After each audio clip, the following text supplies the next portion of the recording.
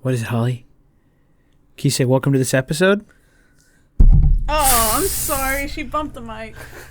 Welcome to Parenting by Dummies, an unexpected podcast. Episode 3, The Birth. Hey everybody, welcome to another episode of Parenting by Dummies. Today we are going to be talking about the birth. So we started this series with finding out we had the baby, and then we talked about preparing for the baby, and today we're going to talk about having the baby. Yeah, and oh my goodness, there's this period in your pregnancy that's called nesting.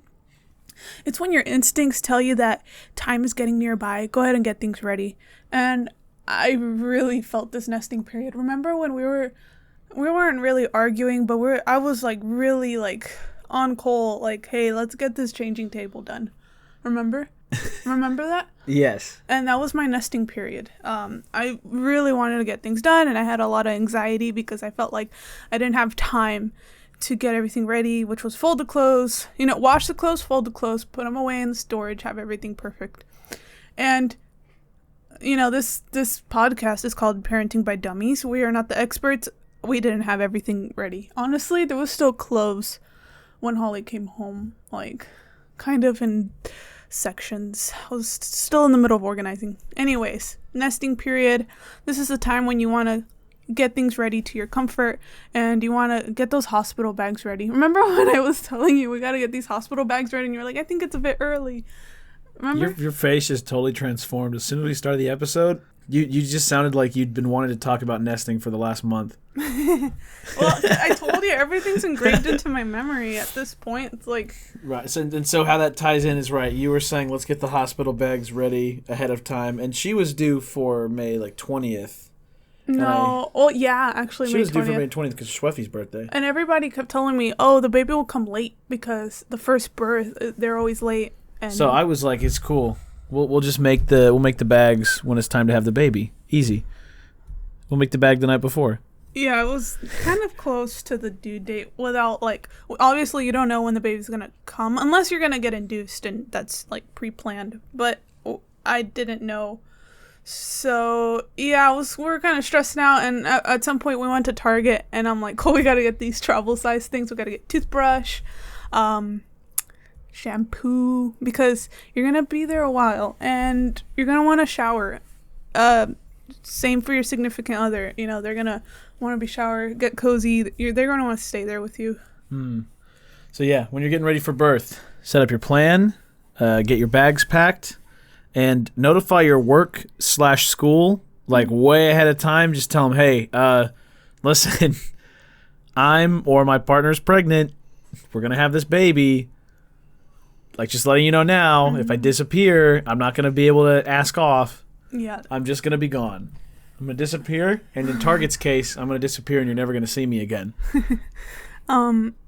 So, yeah. Oh, yeah, by the way, if you're going to have a baby, save up your vacation hours at work, too. Because when we were at Target, I got 4 weeks of paternity leave, and I also had 2 weeks of vacation hours saved up. And so I did the 4 weeks, and then I spent the 2 weeks afterwards, and so I got 6 paid weeks off of work. It was amazing. Yeah, and at that point, the semester was over, and it was summertime for me. So it was a little bit of a peace of mind where we could focus on recovering and on bonding. Yeah, and I had just graduated, so... Oh, that's right. There's a lot of stuff going on. Yeah. Actually, I think the baby graduated 4 days after your... the baby was born. The baby graduated 4 days after I was born. I'm sorry. I just bumped the mic. Oh my God, everybody just went deaf. You could tell how tired I am. Anyways. We're doing this the night before because we forgot that February is missing 3 days. Yeah, anyways. But yeah, so preparation out of the way. Let's get to the meat and potatoes. This is what people are here for, is the story, the birth. Right? Let me just tell you from the beginning. You're going to remember better than me. It happened to you, so go ahead. Just take over. We went to bed, right? What night was that? Okay, what day was that? It was Tuesday. It was a Tuesday. Monday night. We went to bed Monday night, and it was a Tuesday morning. And Cole, you graduated when? Friday night? Thursday or Friday. Okay. So, oh my goodness. Well, no, it was on the 12th, so it was like a week Y'all, before. we're forgetting a really big part. I graduated on Monday. That Monday, Cole, because I was really tired and I wanted this baby out of my body. I wanted my body back. I wanted to feel independent again because being pregnant, other people had to do a lot of things for me because, of course, you can't put too much stress on your body for, health reasons. And so that day, remember we were like, hey, we should go walking. Yeah, we should go for a walk. That's a great idea. We walked a block. Well, I'm not going to say where for, Well, there was a bakery. There's a bakery by our house. Yeah. And we wanted to go check it out. So we walked all the way down to the bakery. Yeah. And then back, and it was a lot longer than we thought. I was waddling. Oh my God. By the time we were coming back home, I couldn't do it. I was like begging Cole to like carry me. But of course he can't carry me because I'm too heavy. Man, I was so tired. My feet burned. So yeah, I think that's what caused Holly coming 2 days early. Probably. Or Probably a week the walking. early. Yeah, and that happens a lot in a lot of stories. The baby comes because you walked a lot or you... Anyways, so that was Monday in the day. So we go to bed that night, and around 3:40 something in the morning, I just wake up because I'm feeling this weird pain that I haven't felt in 9 to 10 months. And I'm like, this pain is familiar. This pain feels like a period. Why am I having these cramps right now? And the cramps felt like it was in my stomach and back area. And I was like, you know what? This feels kind of uncomfortable. And I was like, hey, Cole, because, my intuition and everything, it's telling me, like, maybe this is it. Right? I haven't felt cramps in a long time. It was almost a year. And that's when I nudged you and I was like, hey, no, I did nudge you a little bit after I started timing these contractions, these pains, because I'm getting like flashbacks. Anyways, I nudged Cole. I'm like, hey, it's time, and he's like, you're still waking up. You're like all like, what's that like morning like, when I was just like groggy. I was like, well, because it was like 3 like, in the morning, so rudely woke me up. You're like, okay, and then, and then I think we had the plan set up too that your mom would drive. I think the bags were in the cars already too. Well, Cole's left room to get the baby. So yeah, and Cole's in the process of waking up, and I'm in the process of feeling these pains, and I'm like, this is so uncomfortable. It's uncomfortable pains. And I called my mom, and I said, Mom, it's time. Because we didn't want to figure out the parking situation. We rather just my mom drop us off. And my mom came straight to our apartment. It's a 15-minute drive. And she waited outside, and you threw all our stuff into the truck. I hopped into the passenger seat with my pillow. I brought my pillow with me from bed. I just put on a little cardigan. I was literally in my pajamas. Look at that. And I got my Snapchat spectacles back out for the first time in a while, and I was using the specs to document everything because we needed my hands. Yeah. Oh man. So, my mom drops us off at the emergency section of the hospital, and we walk up to the front desk, and they're like, what's your emergency? And I'm like, I think I am going into labor. And that's when they asked for my ID. They asked for ID and insurance, I believe. No, this is pretty much when they took you away from me. Yeah, they pre-registered. I pre-registered to this hospital. So I wouldn't have to pull out all my cards. I think we just gave them my ID. Anyways, yep, they put me on a wheelchair. This doctor, nurse dude, hospital dude, took me down the hallway, up the elevator, and then rolled me straight into the OR. And what that is the OB emergency room. And I believe I was the first one there. And they made me dress into hospital clothes. And that's when the pains really started to get a lot stronger. And it was just gradually increasing from there. So then from my point of view, we get to the hospital. They roll her away, and I get sent into the waiting room.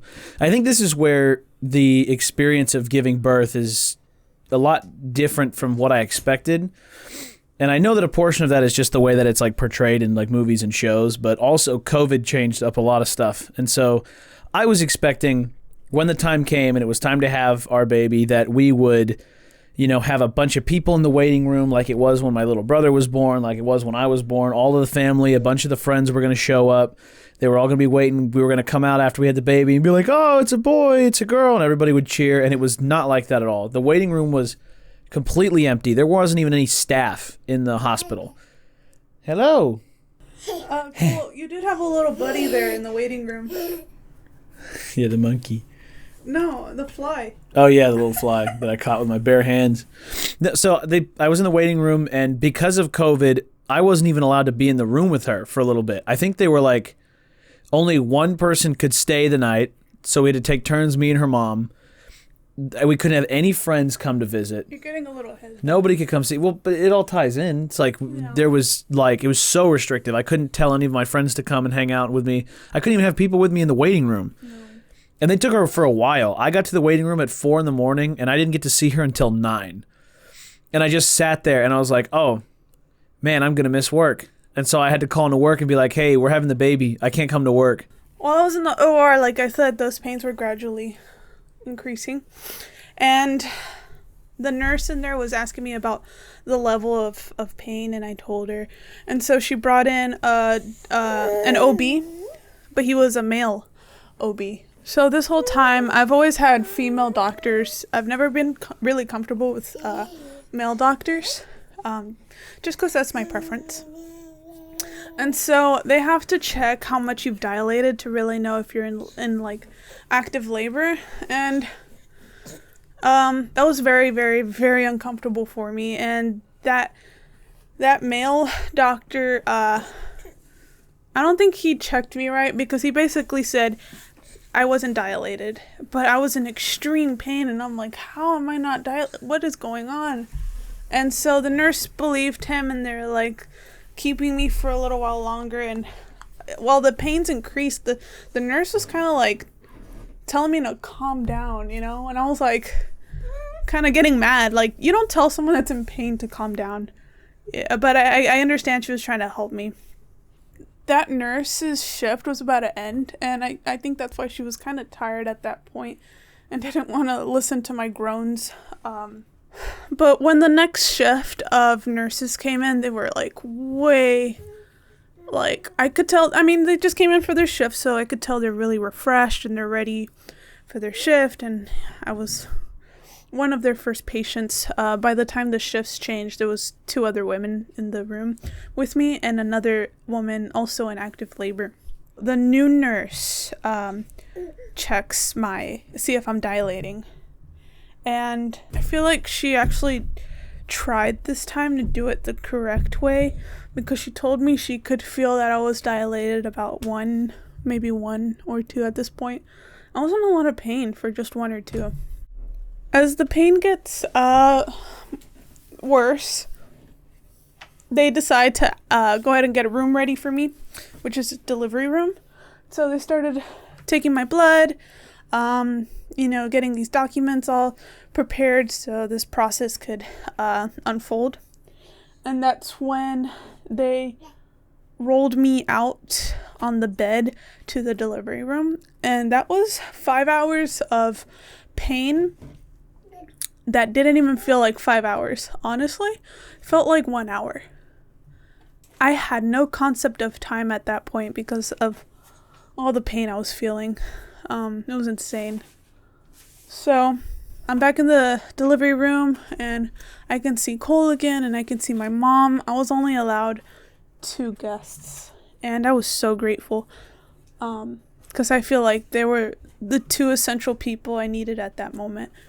And later on, I had other visitors that could come, and it meant a lot. All right, Cole, what was your, how did you feel seeing me in pain, or what was your reaction? That sucked. I was mainly just afraid of something like bad happening, my biggest fear was losing you during birth. I don't want to raise a kid on my own, and I was really afraid. I was afraid that both of you would get hurt. Especially because they started talking about, like, how you weren't dilated enough. And then, like you said, the nurses were talking about sending you home and stuff like that. Yeah. And I was just like, man, like what can I even do? Yeah. I didn't even want to tell jokes. Yeah, I wasn't dilating, so a way that they could speed that up was by giving me Pitocin. And I don't remember if that's a hormone. I'm not too sure, but it was called Pitocin, and they put that in the IV, and it should have helped me dilate more. Kind of pushed it helped those contractions really crunch down on the baby and, you know, make her want to come out. And in addition to that, they also broke my water, and that's when they noticed that the water was not the right color. And they also noticed that Holly was in distress because of the Pitocin. It was stressing her out. And I think that's what made her pass her first bowel movement, which is why it changed the color of the, I forgot what it's called already. It's just the juice that the baby floats around in. I can't believe I forgot what it's called. The fluid something. Amniotic fluid. Yeah. So, they're like, oh no, this baby passed a bowel movement, so that means that baby breathed it in, and therefore it's in her lungs. Therefore, we have to put you in an emergency C-section to clean out the baby. Like, the baby needs to be cleaned ASAP. Yeah, and so they took us to the C-section room, and they got us all set up in the garb. You know, like the scrubs and all that stuff. Yeah, they put you in scrubs. I was already in hospital clothes. They just made me take off my earrings and... Yeah, and then we just went right in, basically. They had me wait outside until it was ready, and then I held Fabi's hand while they cut the baby out. We totally skipped out the epidural part. Did we do an epidural? Yeah. Well, with C-section, it's you have to anyways, because, you know, morphine, you have to be awake. So I did ask for an epidural as soon as, because, man, that pain was just unbelievable. And, yeah, so Cole was holding my hand. He was right next to me in the operating room. They called it the OR. And, I was awake, but I was numb, but I was aware. And I was extremely cold. That room was cold. Was it just me, or were you cold too? I don't remember. I wasn't even paying attention.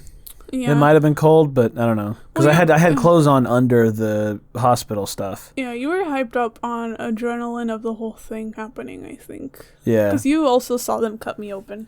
Yeah, I regret that there was a big like a tarp curtain in between a curtain. And I was like, oh man, it's like happening over there, right? And they were like, yeah, don't look. And I was like, okay. And then I looked. Like right as they were pulling the baby out, and the baby, she was like wrapped in her umbilical cord, so she was like purple. Yeah. Oh, she had the umbilical cord wrapped around her neck 3 times. Yeah, she was doing little flips in there. She was rolling around. It was scary. Yeah. I don't want to freak anyone out. Should I tell them about the experience of being operated on? Yeah, sure. Okay. I don't want to freak y'all out. I don't know if we even really talked about it. I feel like I've shared it, but, you know, being numb but aware, I could feel them going through each layer. I didn't feel the pain of it. I just felt them opening up the layers. I could feel them tugging on me when they were sewing me back up. It was so scary, and all I could do was pray. All I could do was ask God to keep me alive. And Cole was trying to be supportive and really cute and telling me, hey, they're putting little hearts in you, like that Build-A-Bear stuffing you. And honestly, I was getting really annoyed. And not because I was annoyed at him. I was just really scared. And I was like, Cole, this is not the moment. And I just asked him, like, Cole, can you please just stop talking? And I was like, can you just pray? Remember? I was like, just pray for me, please, because I am really scared and I'm really cold. And I was just shivering. Oh, and they put a bag next to my face in case I wanted to puke. I had unbelievable nausea. Was the nausea? I think the nausea was from the drugs. That part, I don't remember much. It really was like a blur. Yeah. So. Yeah, I took one picture during the actual thing. Yeah. I can't believe you were allowed to. Anyways, they pulled Holly out immediately, and I heard her cry, and I was in disbelief because I couldn't believe that was my baby. It didn't hit me at that, bam, I was a mother, because I didn't get the chance to bond with her. They didn't put her next to me or anything. You know how like some C-section mothers get to see their baby. Like they'll put the baby next to your head so you could see them. But Holly was in such critical condition that they needed to clean her out ASAP. So Cole got to see her, and they just rolled her out to the NICU.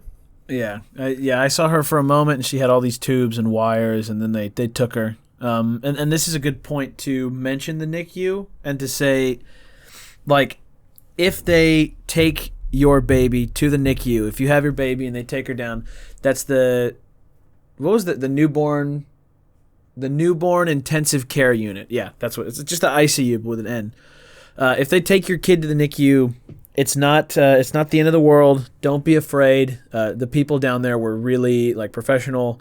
They know what they're doing, and you can actually visit the baby as soon as the next day. So they had her down in the NICU, and she needed to be on like 24/7 surveillance, and so I wasn't able to go see her that night. Fabi wouldn't be able to go see her for about an extra day. But the next morning, as soon as I woke up, I was able to go down there, and they run you through this like super sanitizing thing. You have to like put your phone in a bag and like super sanitize your hands, and then wipe your phone down with like 3 alcohol swabs. Like it's crazy. And then we got to go down and see her for a little bit, and yeah, it kind of sucked, especially because she was really on these tubes and wires for like almost a week that she was down there. It was tough having to go visit her instead of being able to just, be in the room with her and have her.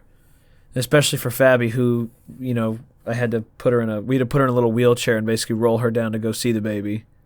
They put me into the delivery room again so that I could recover from everything that just happened. It was my first operation too. I've never been in surgery or any of that before this. So I had to be really brave.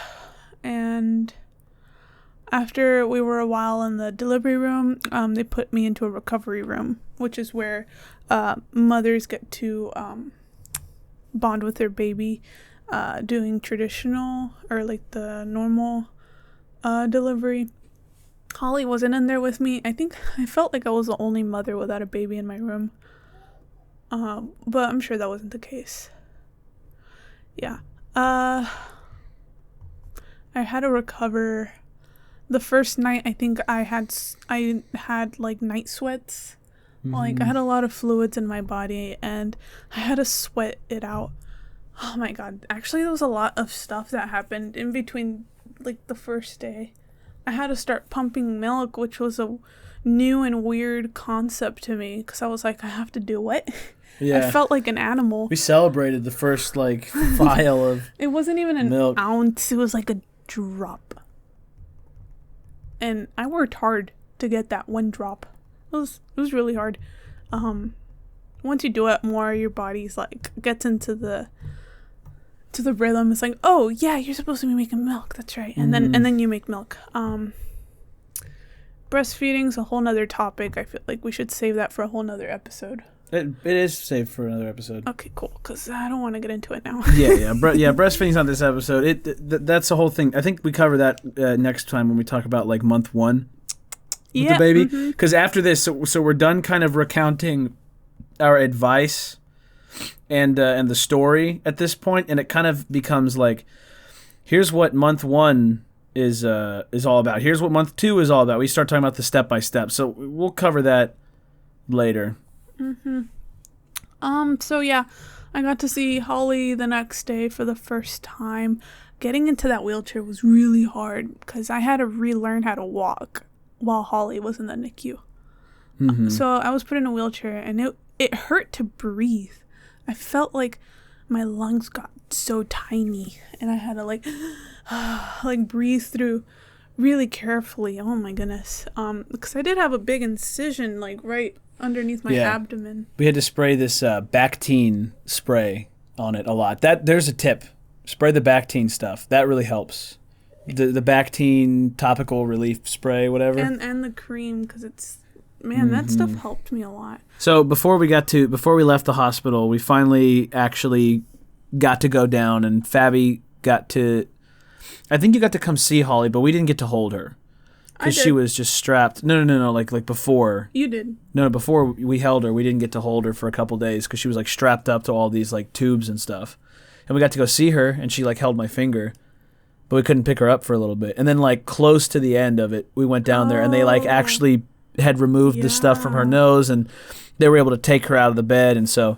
I remember that completely different. I thought I just went in there and I got to hold her. Maybe the first time you saw her, you got to hold her. No, I saw her a couple times. Wait, she was in the bed and we could hold her finger and that's Yeah. There were a couple times that I saw her more than you did. Yeah, because you didn't have to recover from cuts.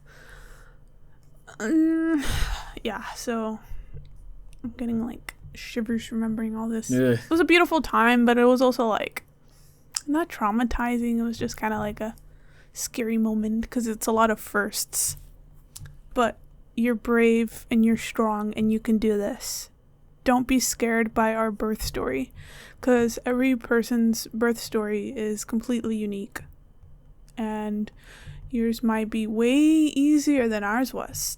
And, that's wonderful. So don't think bad. This is just our unique story. Mm-hmm. Yeah, but eventually I got to hold Holly, and it was weird because I'm like, this is mine. It was, holding the baby for the first time was crazy. She was like sleeping. She was so small. Yeah. And then I got my email that I won the 30/70 in the Newegg Shuffle, and I had to step out of the room real quick to go pay for that. But I have a photo of Fabi recovering. And I took she's in the bed, and I'm standing there, but like I'm holding up the Newegg Shuffle, and it says you didn't win. That was funny. My friends also came to visit after Holly had been born. They came and they all were like outside, and they brought me like ice cream and milkshakes and stuff. So that was nice. All right, so we're getting to about that time. It's time to wrap up. The baby is getting sleepy, and I have to make this entire episode in one evening.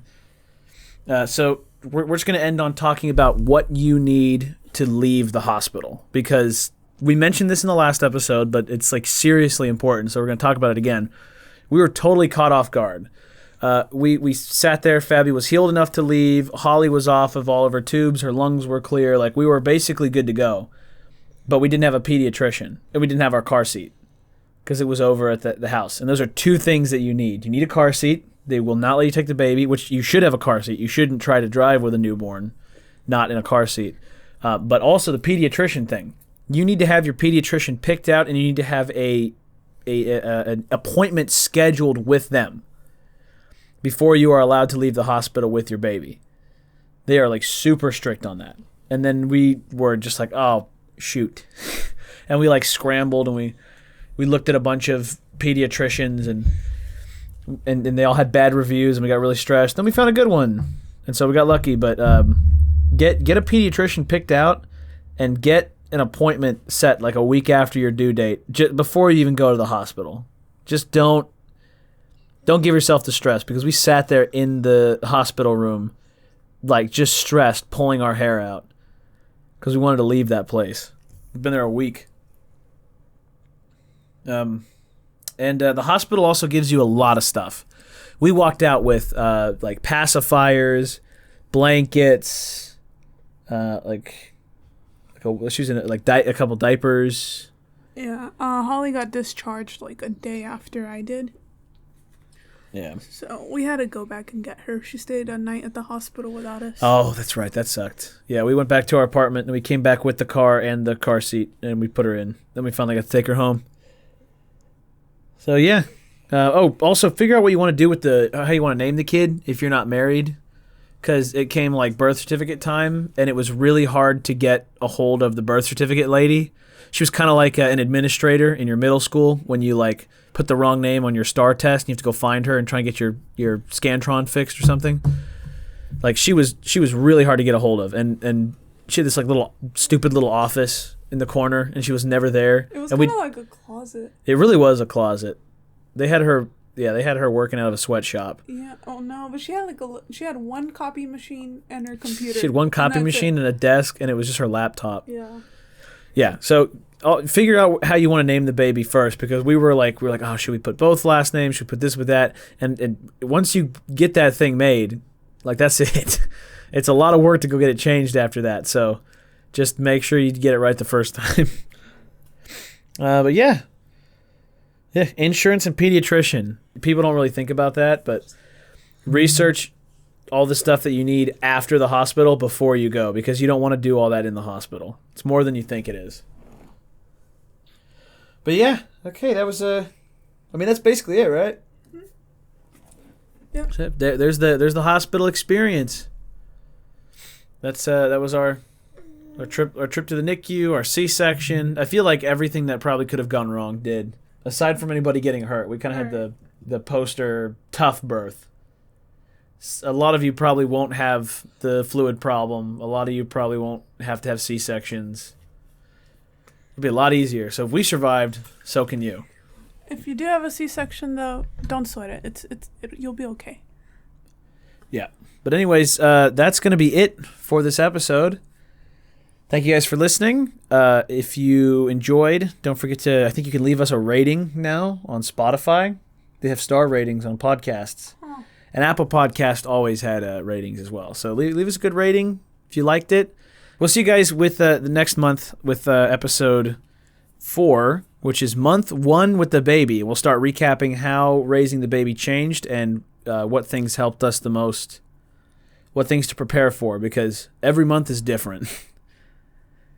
The baby grows so fast. Yeah. Okay, all right. Goodbye. Bye-bye. You want to say something, Holly? Hello. Hello. Hello? Hello. Hello. Hi. Hi. Hi. Hey. Hey.